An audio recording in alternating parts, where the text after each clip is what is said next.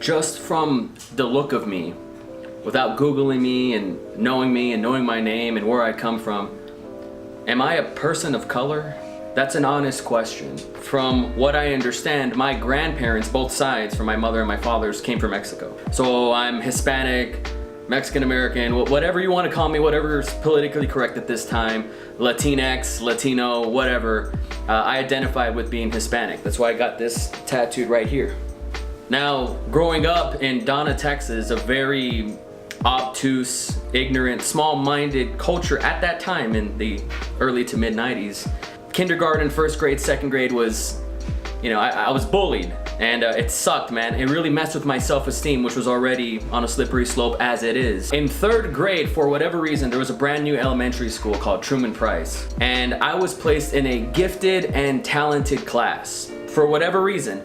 Even at the time, as an 8-year-old, I remember thinking, how did they determine that I was gifted and talented? Like, what were the tells? What gave it away? I certainly wasn't, you know, an academic, you know, wonderkind by any means. I didn't get all A's, I didn't prove it. And so I always wondered, like, why was I placed in a gifted and talented class? Which nowadays, being gifted and talented, I don't really think is politically correct, right? Because what about all the handy-capable children and whatnot, right? But for whatever reason, I was placed in a gifted and talented class in third grade, fourth grade, and fifth grade. I had Miss Cook in third grade, who changed my life, Mr. Marshall in fourth grade, who is still an incredible person, and I had Mr. Rack in fifth grade. All white. Maybe that's just a coincidence, but in a predominantly 99.9% Mexican brown school, I thought that was interesting.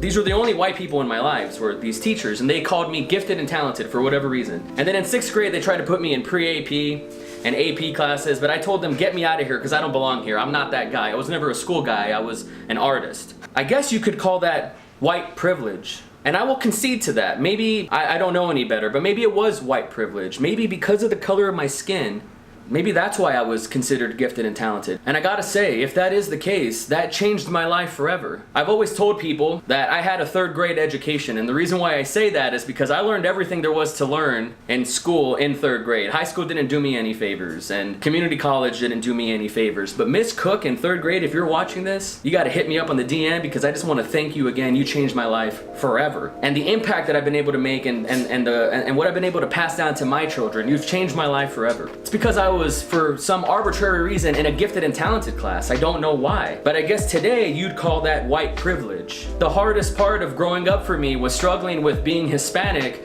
struggling with that blood in, blood out Miklo mentality. I didn't get it. I didn't understand it. I was picked on. You know, I was called weddle. I was called, you know, worse than that. And it was always derogatory. I understand that I can't convey all the context and all the nuances necessary for someone to really kind of label me correctly, and I don't even know what it is. I don't even look at Hispanics on TV or on the internet that look like me that I can identify with. Maybe Hobo Johnson, but that's really it. And I'm really hoping that that guy is Hispanic, and I think he is. But there's not many light-skinned Hispanics that look like me.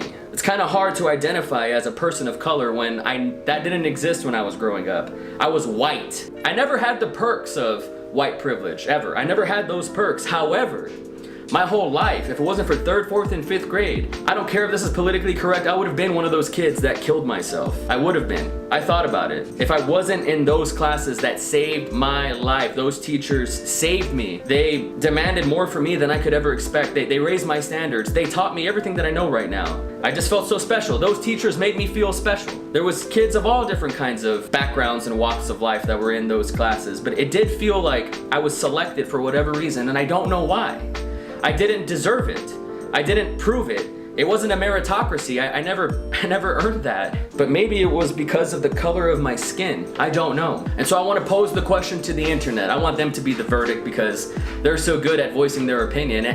Am I a person of color? I mean, I'm just as white as anybody else. My parents are who they are. The blood that runs through my veins is what it is, but does that even matter? Because white privilege saved my life. And if it wasn't that, I don't know what it is. And it'd be ignorant to say that it wasn't that.